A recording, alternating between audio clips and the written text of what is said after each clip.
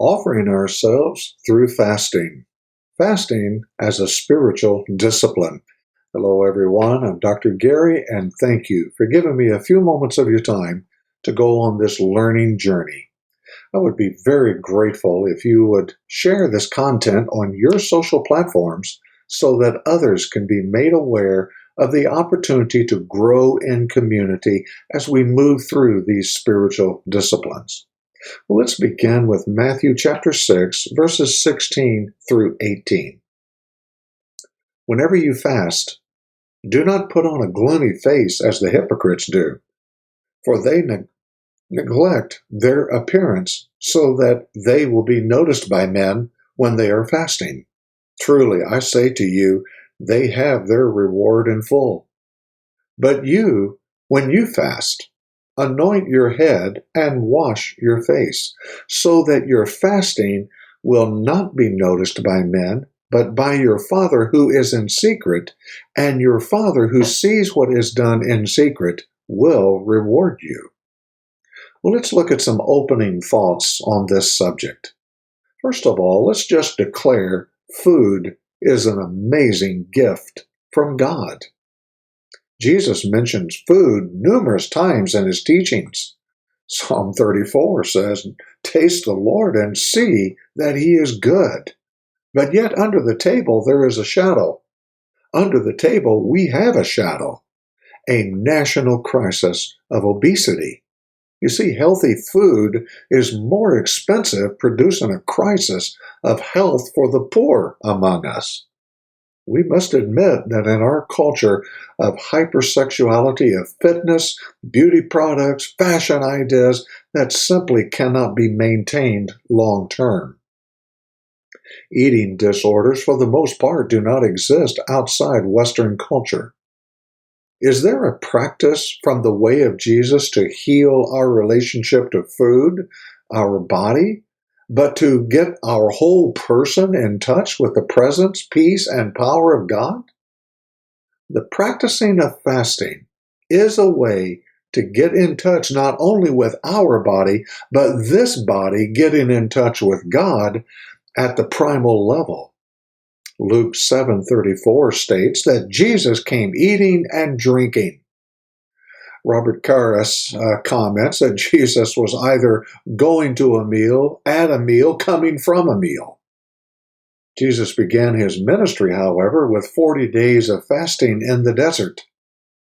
When Satan tempted him to eat, Jesus responded that man shall not live on bread alone, but by every word that comes from the mouth of God. John 4, I have food to eat that you know nothing about. Jesus stated these words after a long day of ministry, and the disciples offered him food. Mark 9 reports the disciples questioning why they could not cast out the demon from a person. Jesus responded by stating, "This kind come out only by prayer and fasting." The truth today is that many feast, but only a few fast. Well, back a few years ago, there was a survey that was conducted in Portland, Oregon. Here's the following data that will really be eye-opening. 45% of the citizens of Portland, Oregon never have fasted. 30% rarely fast. 12% fast a few times a year. 3% fast once per month. 3% fast 3 to 4 times per month. 2% fast weekly. Fasting, for the most part, has disappeared from Western culture. Matthew chapter 6, 16 through 18 is part of the Sermon on the Mount. Prayer, fasting, and almsgiving are the only 3 disciplines that Jesus teaches on. Jesus assumes 2 things. When you fast, this is an assumed activity.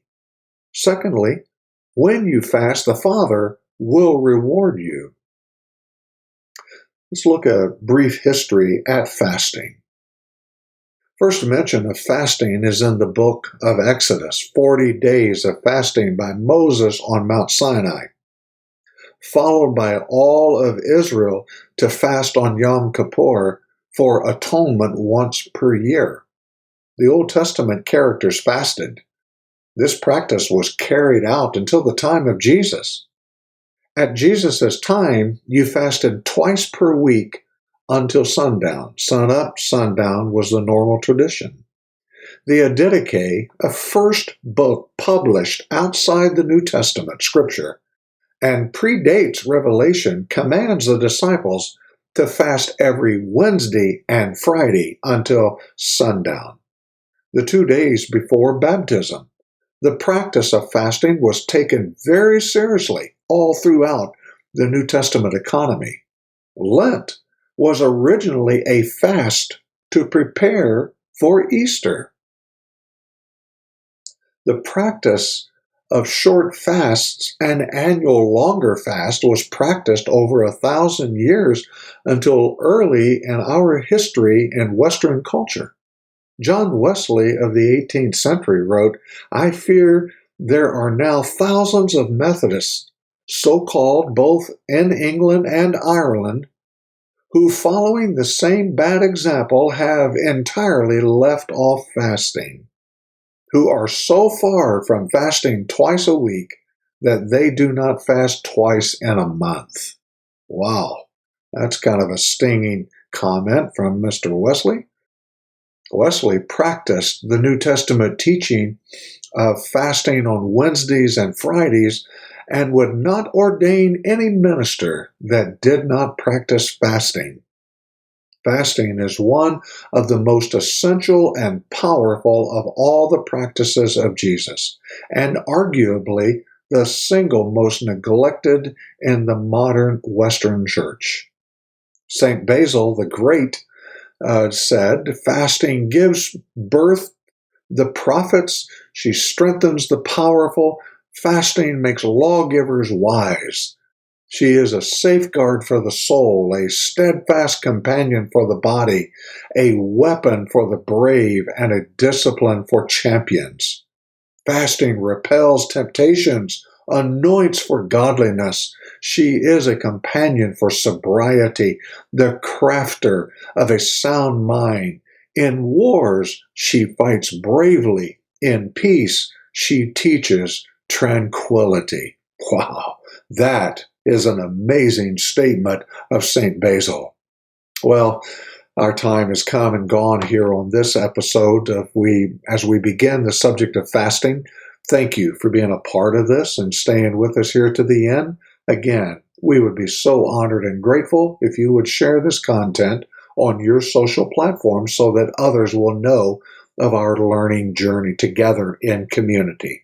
We'll continue this opening comments on offering ourselves through fasting in the next episode. Until we can meet again, we bid you Godspeed. Bye for now.